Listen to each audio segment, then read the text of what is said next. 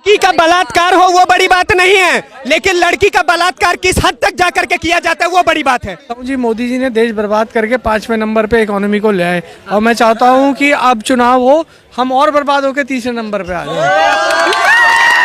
मेरे को बर्बादी बहुत पसंद आ रही है, मेरे को 3रे नंबर की बर्बादी चाहिए। हाँ। मोदी जी हिंदू मुसलमान बड़ा बिल्कुल करते हैं, हिंदू मुसलमान करते हैं। पहले की जो पार्टियां थी वो मुसलमान करती थी, अच्छा अब हिंदू मुसलमान हो रहा है। तो मोदी के लिए कहा जाता है कि अगर मोदी फिर से आ गया तो देश बर्बाद है। भाई वैसे ही महंगाई बेरोजगारी अपनी चरम सीमा पर है, उस हिसाब से तो देश आज भी बर्बाद है।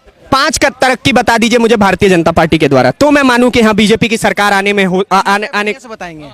सुनिए, मोदी जी का पहला काम 14 करोड़ शौचालय, 15 AIIMS, 200 plus medical college, 16 IIT college और एशिया का नंबर 1 मोबाइल मैन्युफैक्चरिंग कंपनी जो हमारा देश बन गया और जीडीपी ग्रोथ किया, 6 काम गिनवा दिए। हमारे बाप दादा सबका सपना मोदी जी पूरा करे तो पप्पू को काहे लाएंगे? सिंपल बात है। बिहार में एक तरीके से दंगे का माहौल करने वाला है, क्योंकि अब यादव कहेगा हम 14% हैं तो हमें इतना मिलना चाहिए, ब्राह्मण कहेगा इतना, SC कहेगा इतना, ये कुर्मी कहेगा इतना। तो इससे क्या होगा कि बिहार में अब आग लगाने का काम हो चुका है, ये बिहार सरकार ने कर दिया है। बिहार में भाई साहब, बिहार में बलात्कार हुआ अभी मैं आपको बताता हूँ, बंगाल और राजस्थान में लड़की का बलात्कार करके जला दिया गया और किसी का मुख तक नहीं खुलता है उस पे।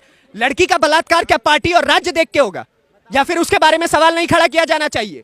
विपक्षी बिल्कुल अंधे हो गए हैं लड़कियों के मामले में। सही बात है, आप जो कह रहे हैं सही बात है, लेकिन जैसे जो मणिपुर के अंदर हुआ वो बहुत ही एक्सट्रीम केस था। मानते हैं बहुत मतलब लड़की का बलात्कार हो वो बड़ी बात नहीं है, लेकिन लड़की का बलात्कार किस हद तक जाकर के किया जाता है वो बड़ी बात है। ये कैसा थॉट प्रोसेस है भाई? आपका थॉट प्रोसेस झलक रहा है। सुनिए, ये लेकिन जैसे ही डिस्कस होता है भाग जाते हैं विपक्षियों को डर, वो उनसे तो उन्हें तो बात करने के लिए बुलाओ, हाथ जोड़ के बुलाओ, भैया बात तो कर लो। वो उनका काम है आरोप लगाओ और भाग जाओ, उनका काम। बात मुझे बताइए, आपने इतनी अच्छी बात कही, आपके सांसद साहब को लेकर के कहा जाता है कि आपके सांसद साहब गालीबाज हैं। रमेश बिधूड़ी जी गालियां देते हैं संसद भवन में खड़े होकर। तो भैया ऐसा है, वो तो बड़े छोटी गाली देते हैं, आपने बड़ी बड़ी गालियां नहीं सुनी।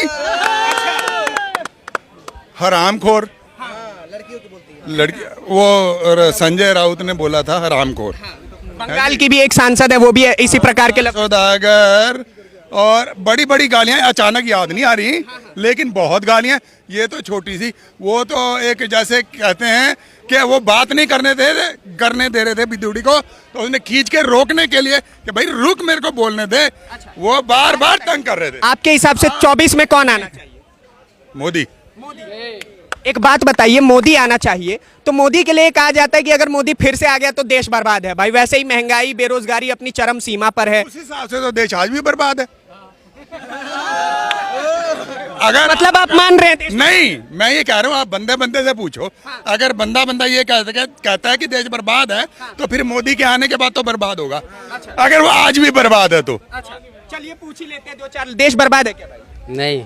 देश बर्बाद नहीं भाई। देश बर्बाद नहीं नहीं। देश बर्बाद बिल्कुल भी नहीं है। नहीं भाई नहीं, पूरा आबाद है, पूरा आबाद। इस प्रश्न का आंसर मैं दोबारा देना चाहता हूँ। आप अपने देश के चारों तरफ एक बार नजर मार लो।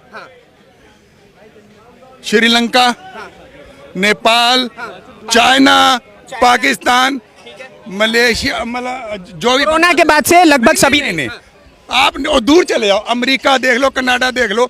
आप क्या समझते हैं वो आज की तारीख में बड़े संपन्न है? यूरोप की इकोनॉमी ध्वस्त हुई हुई है, बस मुंह से बोल नहीं रहे।